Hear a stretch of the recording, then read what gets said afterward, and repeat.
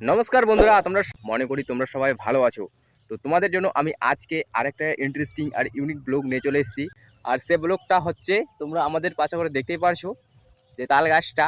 তো সেটা নিয়েই আজকে এই ব্লগটা তৈরি করলাম আর তাল গাছের নিয়ে সম্পর্কে কিছু বলবো। তো শুরু করি আমাদের আজকের এই ফাটাফাটি ব্লগটা। এই যে দেখছো কত উঁচু তাল গাছ। গ্রামের মধ্যে এই গাছগুলো অনেক দূর থেকেই দেখা যায়। গরমের দিনে এই গাছের তলায় বসলে কি ঠান্ডা লাগে ওটাই শুধু গ্রামের মানুষই বুঝবে।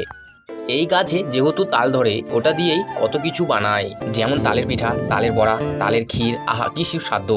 বর্ষার সময় যখন তাল পড়ে তখনই যে গ্রামের ছোট ছোট ছেলেমেয়েরা তখন কিন্তু সে তালগুলো কুড়োতে যায়।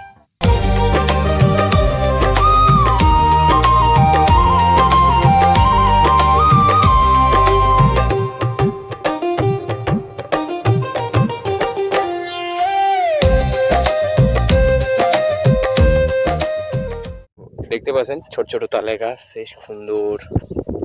এটা কিন্তু ছোট ছোট।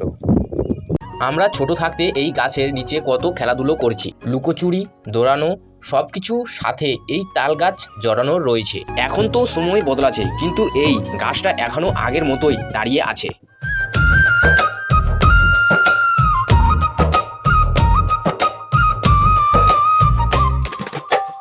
তাল গাছ হলো শুধু ফল দেয় না, পরিবেশে ঠান্ডা রাখে।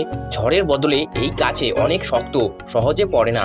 এই জন্যই গ্রামের মানুষ এই গাছকে অনেক সম্মান করে। তো বন্ধুরা, এই ছিল আমাদের গ্রামের তাল গাছের গল্প। যদি ভিডিওটা ভালো লাগে লাইক দিয়ে শেয়ার করে চ্যানেলটি সাবস্ক্রাইব করতে ভুলবেন না। তাহলে আবার দেখা হবে নতুন কোনো ভিডিওতে।